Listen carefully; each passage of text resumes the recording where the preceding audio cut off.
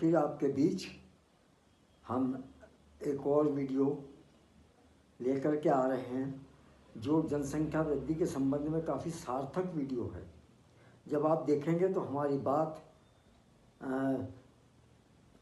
को अप्रिशिएट करेंगे। ये एक बहुत ही अच्छा वीडियो है। और एक चीज़ आपको बताना चाहेंगे कि जो राष्ट्रीय स्तर पर जो चैनल हैं उनमें से एक चैनल है आर भारत।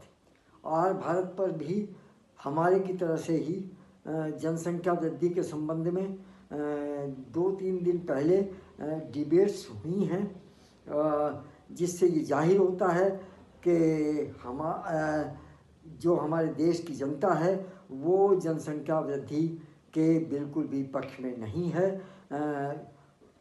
वो चाहती है कि जनसंख्या वृद्धि पर अंकुश लगना चाहिए। देखिए आप, आज हम retired head master Shri Om Prakash ji की दुकान पर उपस्थित हुए हैं। जो हमारी मुहिम चल रही है उसके संबंध में इनसे बात करने के लिए, इनका इंटरव्यू लेने के लिए अब हम शुरू करते हैं इनका इंटरव्यू। सर, सबसे पहले तो आपका स्वागत है हमारे चैनल पर। जनसंख्या से रोजगार और विकास कितना प्रभावित हो रहा है हमारे देश में? पहला सवाल। जनसंख्या वृद्धि से उत्पादन, प्रोडक्शन की जो दर है उससे ज़्यादा दर जनसंख्या वृद्धि की है, उससे प्रभावित होना स्वाभाविक है। और इस पर जब तक हम अपने निजी स्वार्थ छोड़ करके इसकी तरफ, परिवार नियोजन की तरफ ध्यान नहीं देंगे, तब तक ये समस्या पारिवारिक, सामाजिक और राष्ट्रीय बनती चली जाएगी। ठीक, बिल्कुल सही है। अब अगला सवाल हमारा है कि इससे क्या स्वास्थ्य पे भी प्रभाव पड़ता है? स्वास्थ्य सेवाओं पे भी इसका प्रभाव पड़ रहा है? शिक्षा पे, स्वास्थ्य पे, सब पे होगा। प्रदूषण पे भी होगा। ध्वनि प्रदूषण और वायु प्रदूषण दोनों बढ़ेंगे इससे, क्योंकि जनसंख्या जितनी बढ़ेगी व्हीकल ज्यादा मात्रा में चलेंगे, कार्बन डाइऑक्साइड उसमें वायुमंडल में फैलेगी और इससे प्रदूषण बढ़े ही बढ़ेगा। स्वास्थ्य प्रदूषण की वजह से खराब होगा। हर आदमी मेडिकल के उस पर, डॉक्टर की लाइन में लगा हुआ होगा। सही है। अच्छा, क्या शिक्षा भी प्रभावित हो रही है? शिक्षा भी प्रभावित होगी। हाँ जी। बहुत कुछ हो चुकी है और आगे आने वाले समय में कितनी होगी ये अंदाज नहीं लगा सकते जी। ये जो है अपना रोजगार से संबंधित,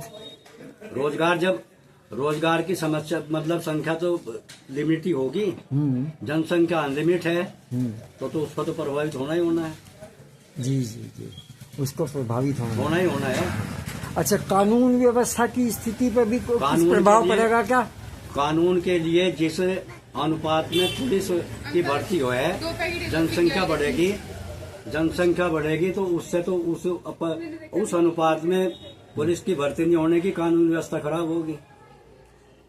इसके भर्ती तो चलो अलग मैटर हुआ, क्या जनसंख्या के ज्यादा होने की वजह से लूट खसोट, डकैती, ये इस तरह की चीजें, खर्चे बढ़ेंगे जी, आमदनी कम होगी तो दूसरा मतलब जो है नशीले पदार्थों की तरफ, और क्या जो है समाज का जो व्यक्ति है वो उसकी तरफ दौड़ेगा जी, गलत आचरण करने के लिए। जी जी। अच्छा, कुछ लोग जो हैं उनसे हमने बात की तो उनका कहना ये है कि जनसंख्या जो बढ़ रही है इसका नुकसान तो है ही, जैसे हम और आप बात कर रहे हैं, लेकिन इसका एक फायदा भी है। वो ये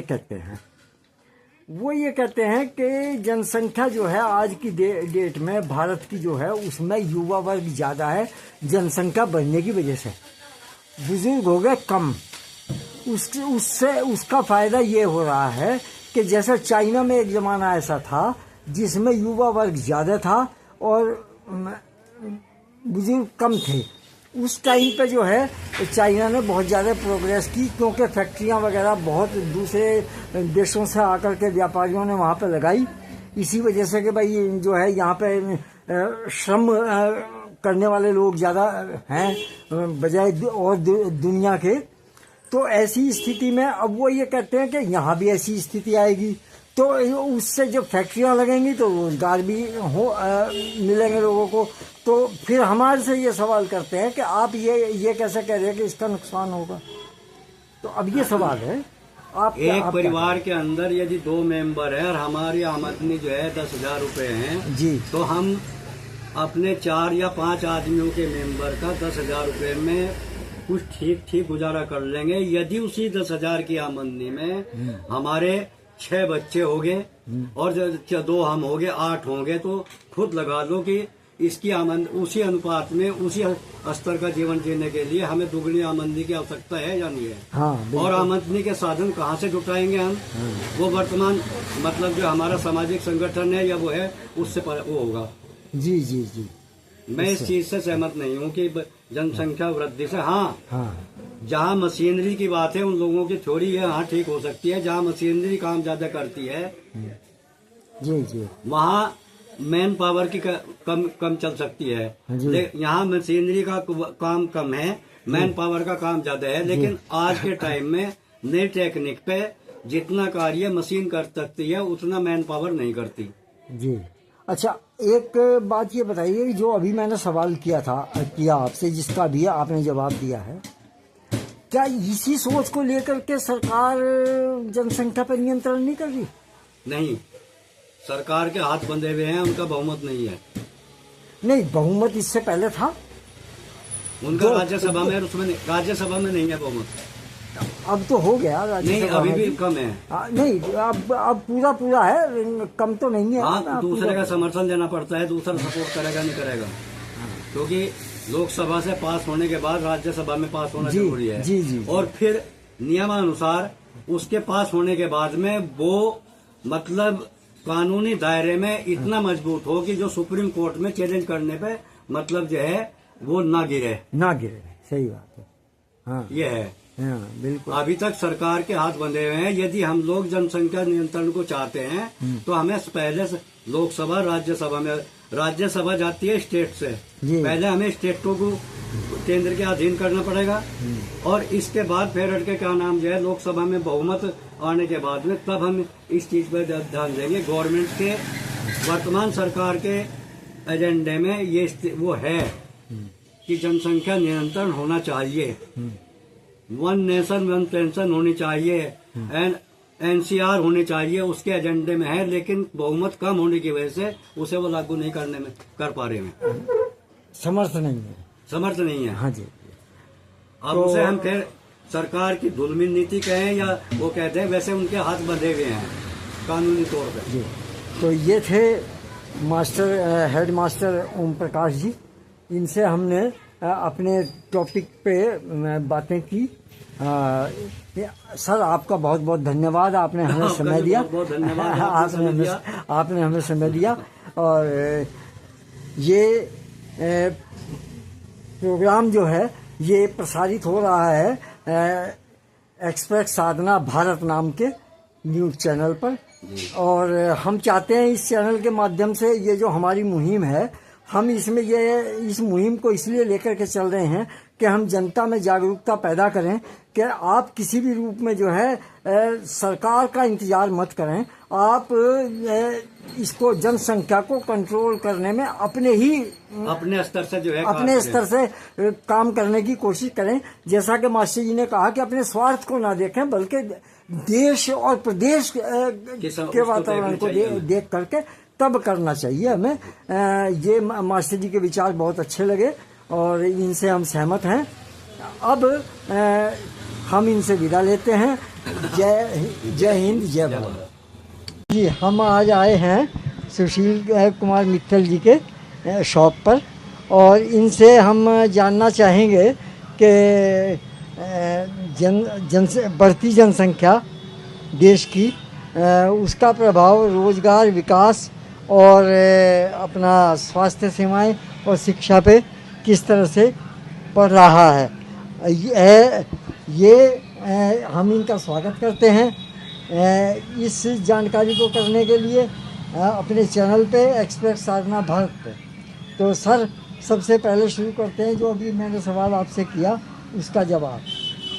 जी देखो, बढ़ती जनसंख्या जो है जी ये हमारे देश के लिए बहुत खतरनाक साबित होने वाली है। जी एक तो सबसे पहली बात तो यह है कि हर जगह तो जाम हो जाता है। जी सबसे पहली बात है कि जाम है, कहीं अगर किसी को जाना भी है जी तो वो टाइम से नहीं पहुंच पाता। जी हर जगह जाम ही जाम है। जी जी दूसरी बात यह है, इसकी जनसंख्या बढ़ने से हमारे जो है हर चीज़ व्यापार भी प्रभावित हो रहा है। जी क्यों, लोगों पे आमदनी तो उतनी है नहीं, परिवार अगर बड़े हैं तो उनका खर्चा नहीं चल पाता, तो कोई ज़रूरत की चीज़ें नहीं ले पाते, इसलिए व्यापारी बेकार है।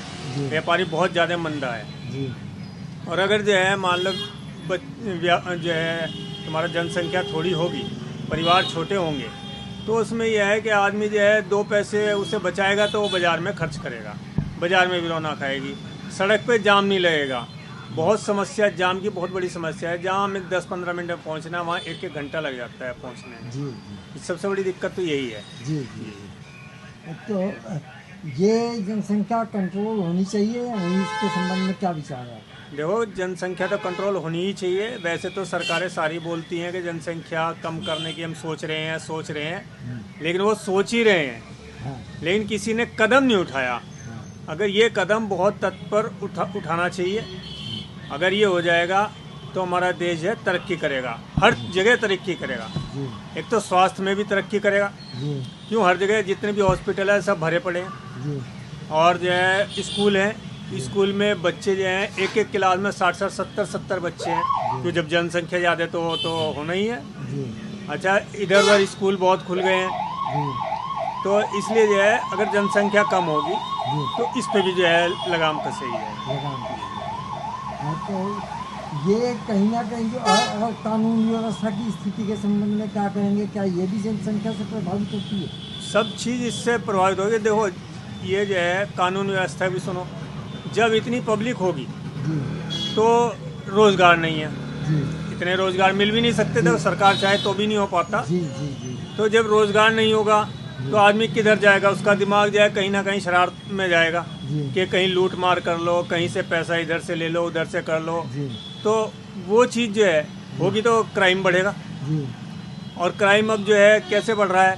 पहले क्या था? क्राइम था कि जेब में चक्कू रख लिया, किसी को रोक लिया और पैसे निकाल लिए। जी अब वो क्राइम नहीं रहा, क्योंकि पढ़ लिख तो लिए सारे। जी तो अब क्राइम जो है गया वैसा हो गया कि फ़ोन आया है, फ़ोन से ही तुम्हारे खाते साफ हो रहे हैं। इसमें भी जो है कितना मर्जी चालाक हो जाए आदमी, लेकिन सब जो है धोखा खा रहे हैं। धोखा।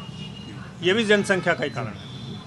तो ये थे सुशील कुमार मित्तल जी, हमारे चैनल पे एक्सप्रेस साधना भारत पर। इन्होंने अपने विचार रखे, इनके विचार बहुत ही सटीक और हमारी समझ में आए, और हम इनका स्वागत करते हैं अपने इस चैनल पर, और उम्मीद करते हैं कि ये अपने मिलने वालों से और अपने आसपास के लोगों में जनसंख्या वृद्धि को रोकने के लिए जागरूकता पैदा करेंगे, जो कि हमारा भी मिशन यही है। हम भी डोर टू डोर जा कर के लोगों से जो इंटरव्यू कर रहे हैं जनसंख्या के संबंध में, वो केवल इसीलिए इसी उद्देश्य को लेकर के कर रहे हैं कि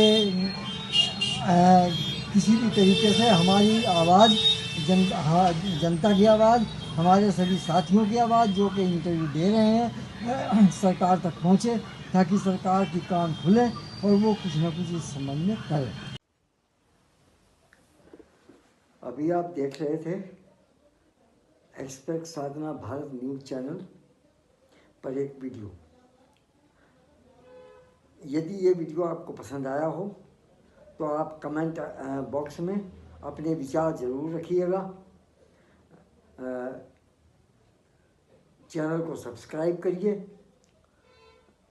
और वीडियो को शेयर करिए, ताकि ज़्यादा से ज़्यादा लोगों के बीच ये वीडियो जा सके।